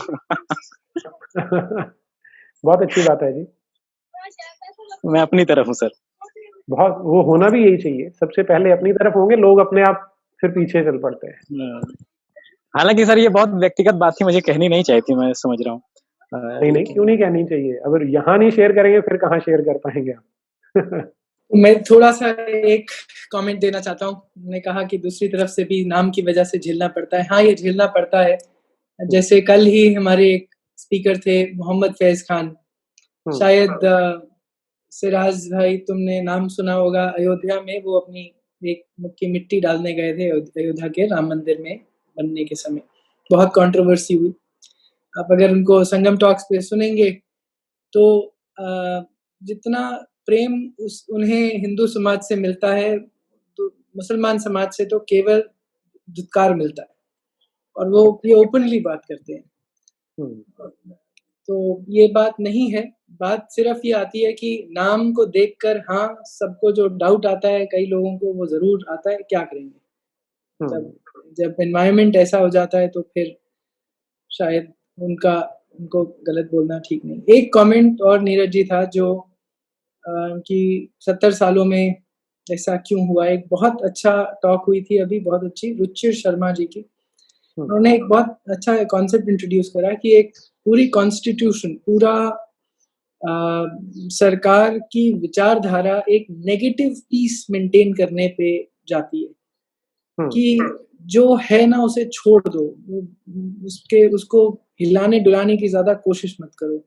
इसी वजह से गेटोज बने रहते हैं। गेटोज में एमसीडी टैक्स कलेक्ट करने भी नहीं जाते, पुलिस वाले लॉ एनफोर्समेंट के लिए नहीं जाते, क्योंकि जो चल रहा है ना, एक नेगेटिव पीस, बहुत अच्छा टर्म लगा मुझे ये, और ये हमारी अनफॉर्चुनेटली स्टेट पॉलिसी रही है इतने सालों में।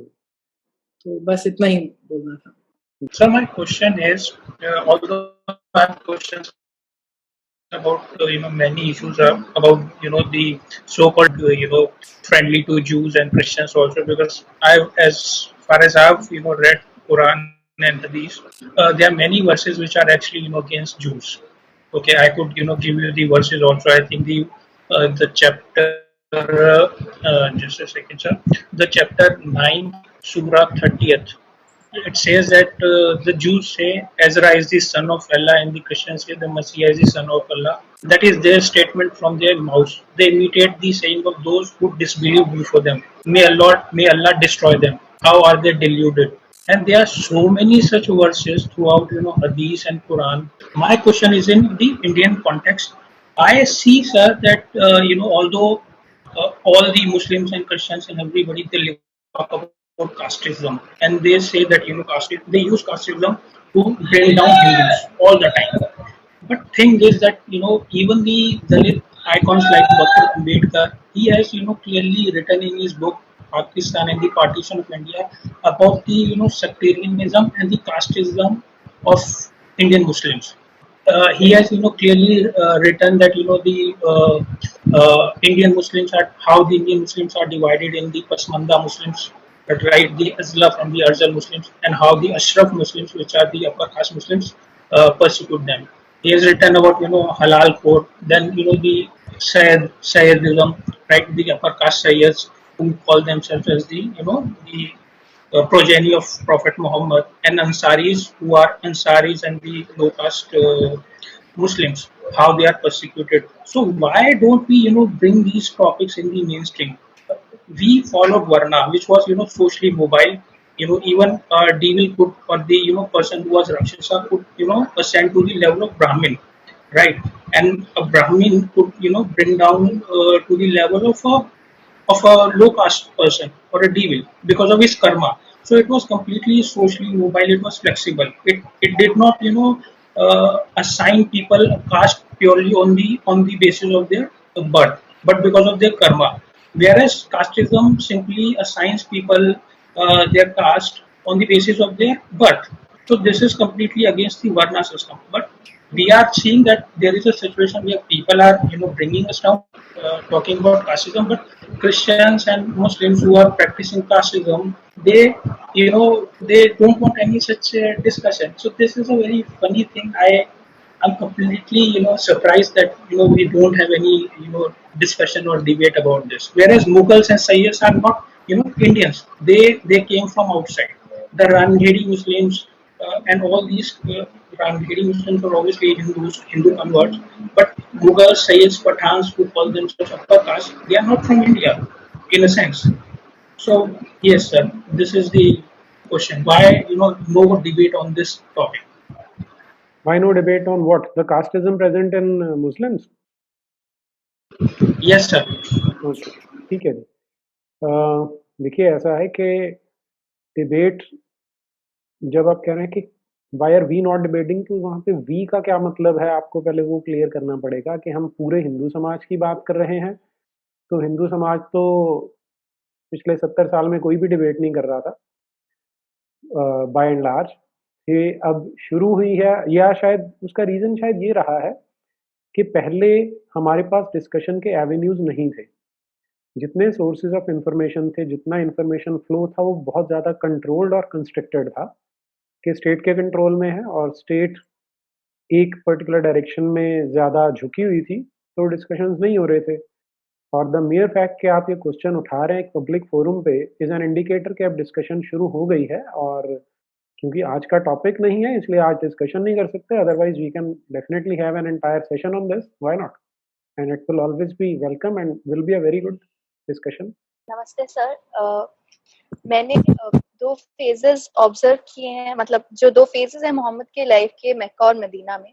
एक जहाँ पे उनके पास वो एक पावरफुल पोजीशन में नहीं है, और एक जहाँ पर उनके पास पावर आ जाती है। उसकी वजह से कुरान में जो आयतें हैं उनका नेचर भी बहुत चेंज जाता है।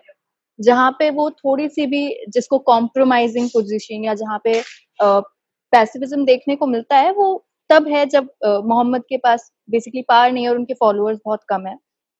और उसके बाद एक ये नियम है कुरान का जिसको प्रिंसिपल ऑफ एब्रोगेशन कहा गया है कि जो आगे की आयतें हैं वो पीछे की आयतों को कैंसिल कर देती हैं। तो ये मतलब ये मोहम्मद के टाइम की बात करें तो वहां पे तो ये एब्रोगेशन एप्लीकेबल दिखता ही है कि कैसे पार में आते ही वो खुद का जो एक पैसिफिस्ट स्टैंड था उसको कैंसिल करता रहता है। पर ये हम अगर अब भी ऑब्जर्व करें ये ट्रेंड पास्ट 100-200 इयर्स में, जैसे जहाँ पे इस्लामिक वॉरफेयर जब भी स्ट्रॉन्ग पोजीशन में आता है तो एक जो स्टैंड है पूरी इस्लामिक सोसाइटी का, वो चेंज हो जाता है।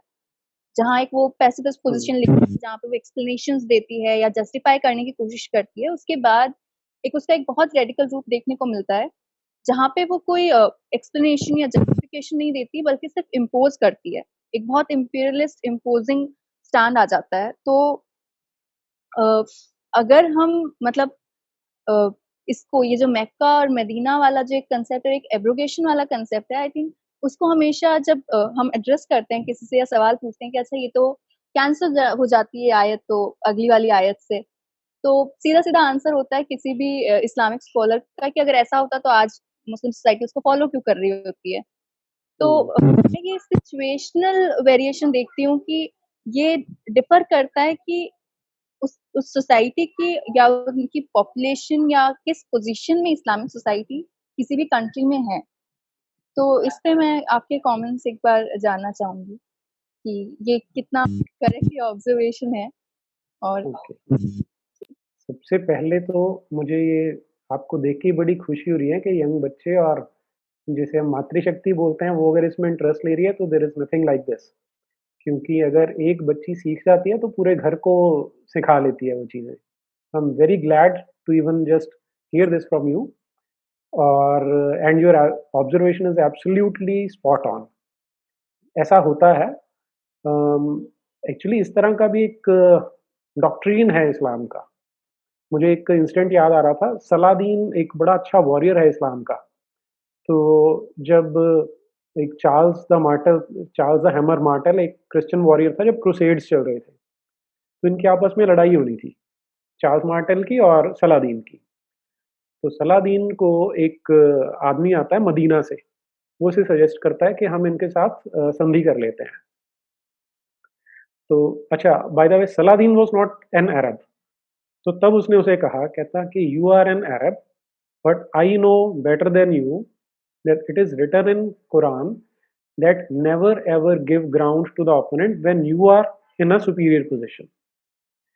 तो वो तो हिस्टोरिकल हो गया, लेकिन आज भी अगर हम समाज में देखते हैं तो ये बहुत जगह पे प्ले आउट हो रहा है, जहां पर पॉपुलेशन बहुत कम है, जहां पर they are in situation where they cannot dictate the terms, they coexist. But once situation changes, then the behavior also starts changing. It's a wonderful observation and it is valid. Yeah. Sir मेरे दो सवाल थे। पहला सवाल तो sir ये था कि जो मुस्लिम्स में डिवीजन है अशराफ, अजलाफ और अर्जल्स की, सर इसका कोई कुरानी या हदीस रेफरेंस आता है?